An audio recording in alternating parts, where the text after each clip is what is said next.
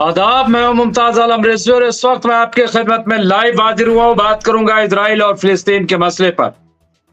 जहां थोड़ी ताखीर हुई, जाहिर है टेक्निकल चीजें कई बार आड़े आ जाती हैं जिसकी वजह से प्रॉब्लम होती है। लैपटॉप काफी फुल हो गया था जिसकी वजह से व्हाट्सएप नहीं खुल रहा था और उसी में लगे हुए थे। लेकिन बहरहाल आप सब तशरीफ लाए। बहुत सारे लोग हमसे पहले ही जुड़ जाते हैं।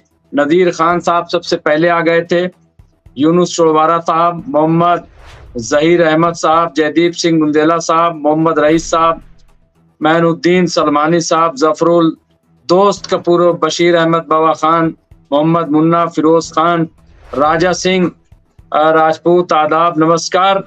तो सबका बहुत बहुत इस्तकबाल है, खैर मकदम है। बहुत सारे लोग अभी हमसे जुड़ेंगे, लेकिन जाहिर है कि हम रोज इस पर बात करते हैं, रोज आपको अपडेट देते हैं, आपसे अपडेट लेते भी हैं ताकि एक बैलेंस बना रहे और जहां जो खबर है वो आप तक पहुंचती रहे।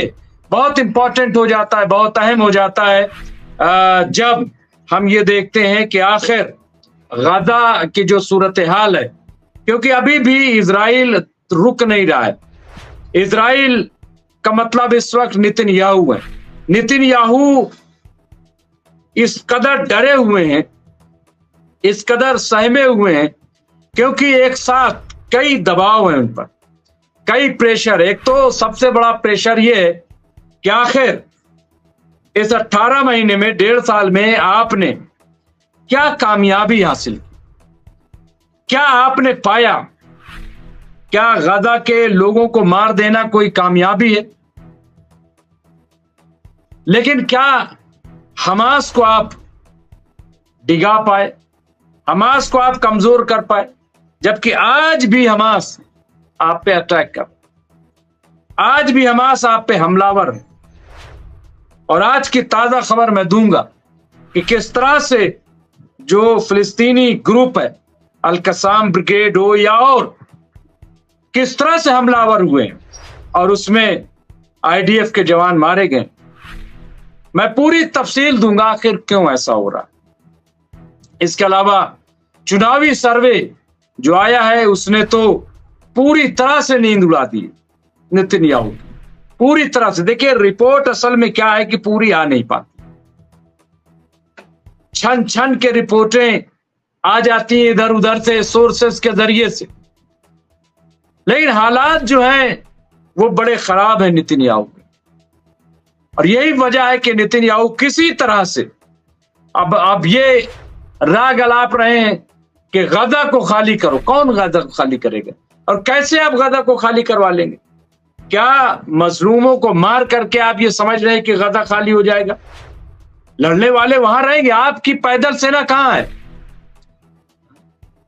आपकी इन्फेंट्री कहां है? क्या महज आप एयर स्ट्राइक करके गजा पे कब्जा पा लेंगे? मुझे नहीं लग रहा है कि ऐसा होता है। ऐसा होता नहीं है और ऐसा होगा भी नहीं। ऐसा होता नहीं, ऐसा होगा भी नहीं, मैं आपको बता रहा हूं बिल्कुल साफ साफ। और यही वजह है मैं आपको कई खबरें दिखी आ रही। अब एक खबर ये आ रही है जो आप देख सकते हैं कि, और अजीब और गरीब खबर है, ये भी मैं बताऊं।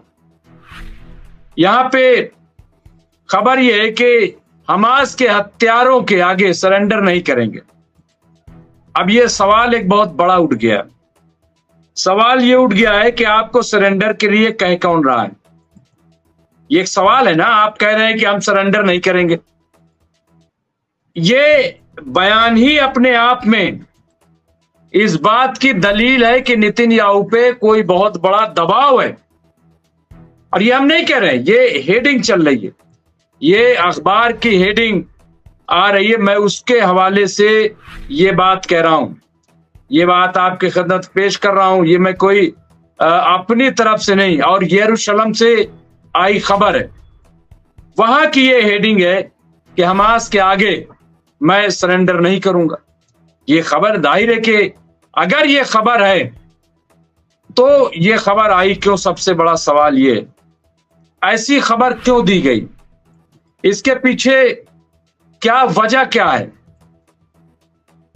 क्या कोई वाकई बहुत बड़ा दबाव है, बहुत बड़ा प्रेशर है नेतन्याहू पे, जो वो ये बात कह रहे हैं कि मैं ये बात नहीं मानूंगा, मैं इस पे और आगे तफसील से बात करूंगा और इस पे आगे जाऊंगा, और ताकि आपको एक डिटेल मिल सके। ये आप देख लीजिए, मैं स्क्रीन पर वो तस्वीर आपको दिखाना चाहता हूं जहां से आपको ये अंदाजा हो जाएगा और आपको मालूम हो जाएगा। ये आप देख लीजिए कि किस तरह की यहाँ पे आप ये देख सकते हैं।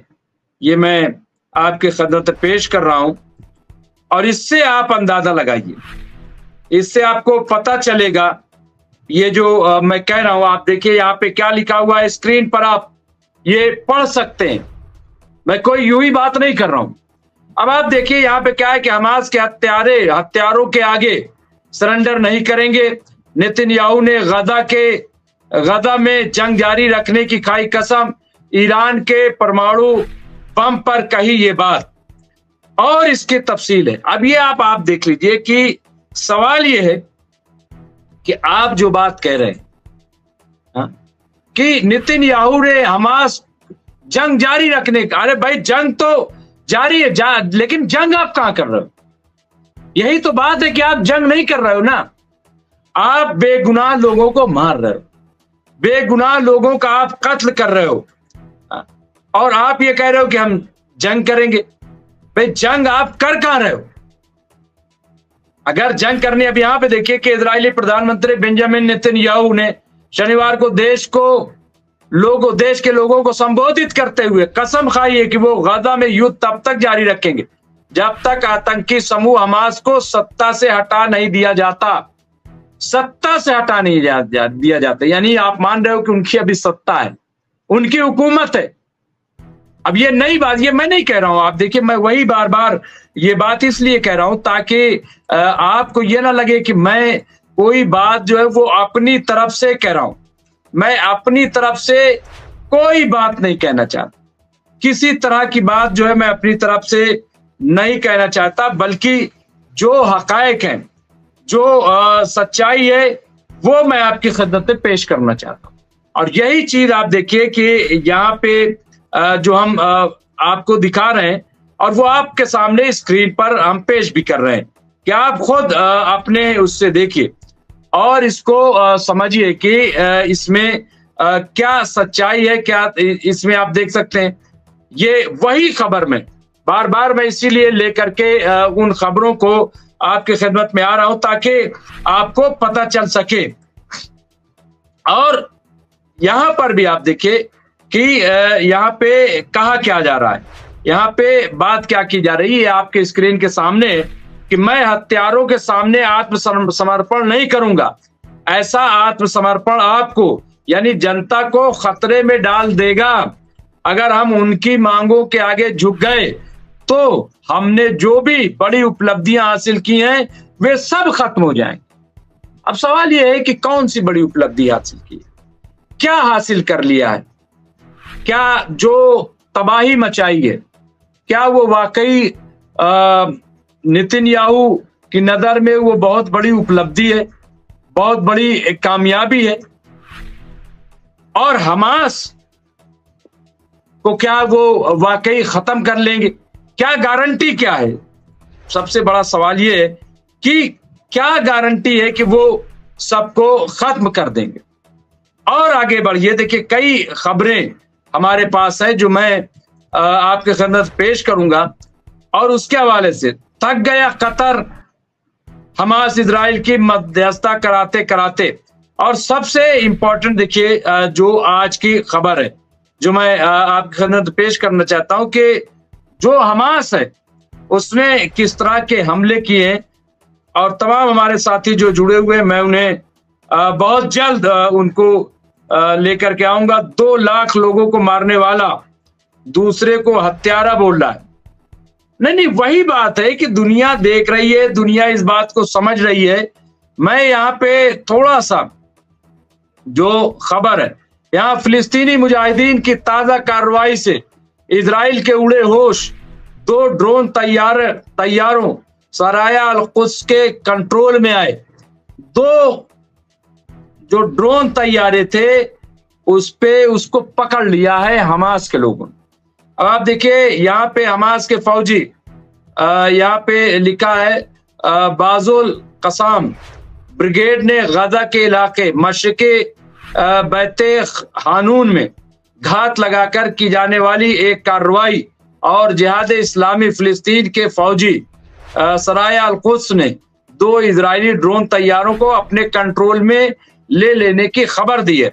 अब यहाँ इरना के मुताबिक हमास के फौजी जो है ब्रिगेड, ये अल कसाम ब्रिगेड ने एक बयान जारी करके बताया है कि उसके मुजाहिदीन ने सनीचर की शाम, यानी अभी आज की बात हो रही, शुमाली गजा के इलाके बैते हानून में यहाँ पे कसरुल सैफ यानी शमशीर का टूटना के नाम से एक पेचीदा कार्रवाई में गासिब सयूनी फौजियों को जबरदस्त नुकसान पहुंचाया। अल कसाम ब्रिगेड ने अपने बयान में बताया है कि इस कार्रवाई के पहले मरहले में इजरायली फौज के गादा डिवीजन की इंटेलिजेंस कमान की एक स्टॉर्म गाड़ी यहाँ पे, यानी आप देखिए, पर रॉकेट से हमला किया, जिसमें उस गाड़ी में मौजूद फौजी जख्मी हो गए हैं। और आगे रिपोर्ट है, बयान में बताया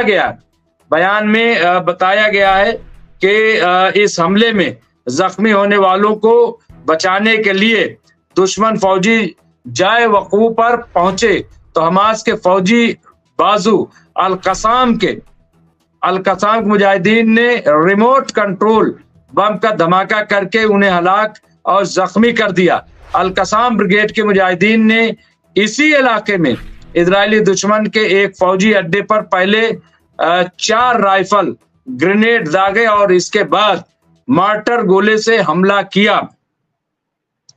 और सारी तस्वीरें जो है यहाँ पे किस तरह से किया है वो यहाँ पे दिखाई जा रही हैं। और दूसरी जानिब जिहाद इस्लामी फिलिस्तीन के फौजी बाजू सराया अल कुद्स ने ऐलान किया है कि उसने इजरायली सायूनी दुश्मन को ये VU मैक्स नौइयत के 2 ड्रोन तैयारों को उस वक्त अपने कंट्रोल में ले लिया जब वो शहर गजा के मशरिक में वाक़े अल शुजाया में जासूसी मिशन पर थे। तो ये आप देखिए, अपने आप में ये एक बड़ी खबर के तौर पर इसको देखा जा सकता है, इसको समझा जा सकता है कि किस तरह की कार्रवाई। कहने का मकसद ये है कि जो हमास है वो पीछे नहीं हट रहा है, बल्कि पूरी कुव्वत से वो आगे आ रहा है, पूरी कुव्वत से वो लड़ाई कर रहा है। और यहाँ पे देखिए इजरायली फौजियों पर अल कसाम ब्रिगेड के मुजाहिदीन का हमला यहाँ पे बताया जा रहा है।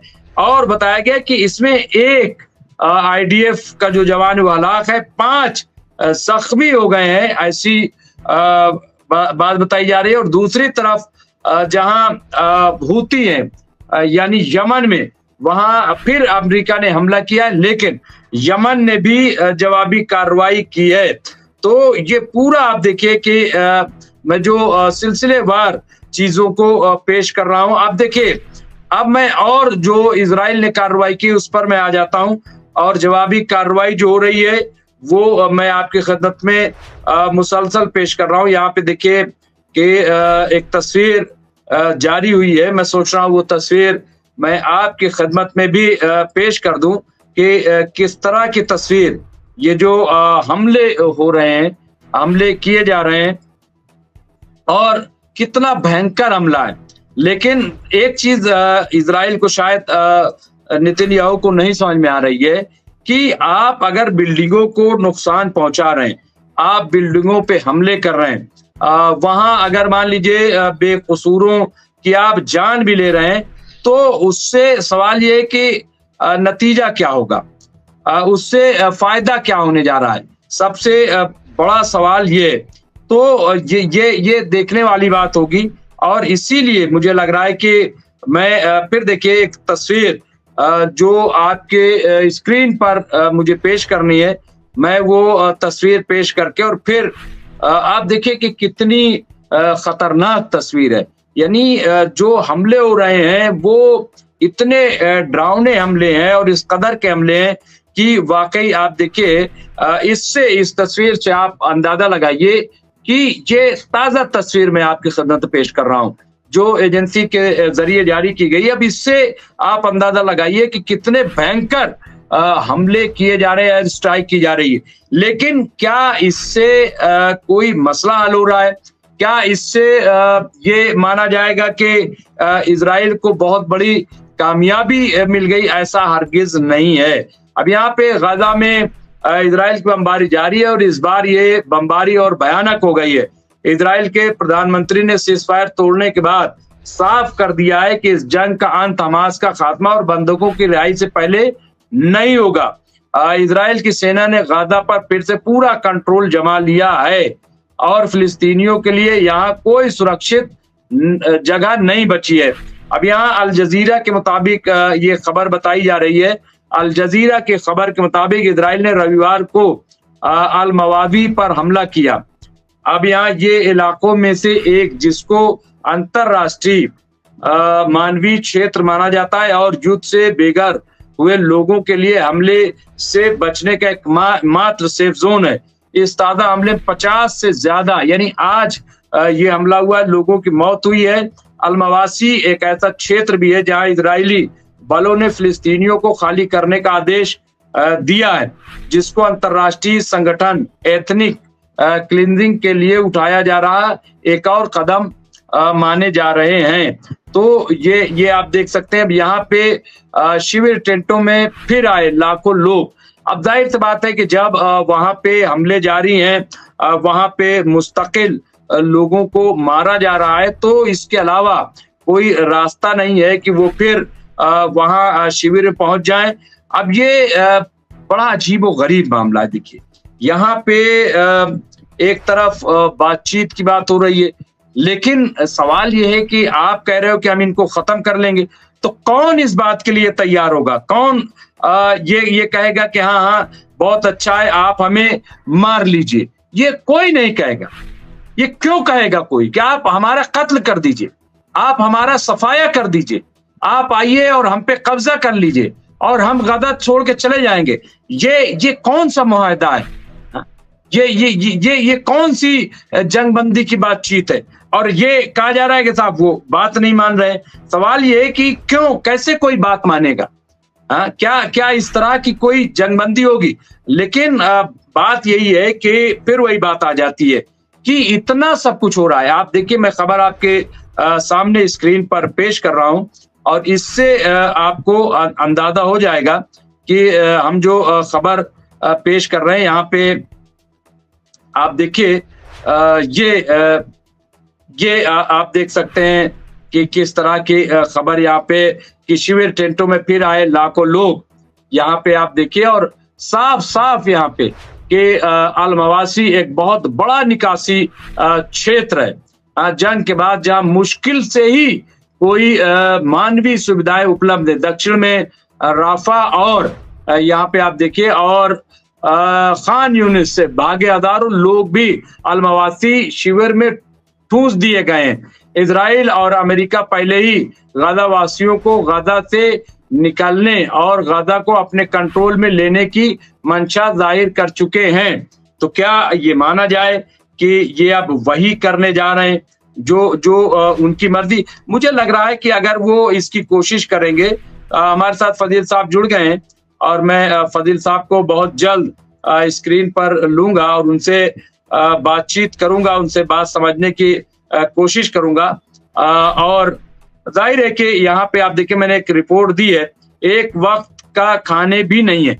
अब ये सही बात है कि 2 मार्च से इजराइल ने गाजा में जो पूरा मामला है, आप देखिए कि वहां पे हर चीज पे रोक लगा दी थी। ये मैंने स्क्रीन पर दी है। हमारे साथ फजील साहब जुड़ गए हैं।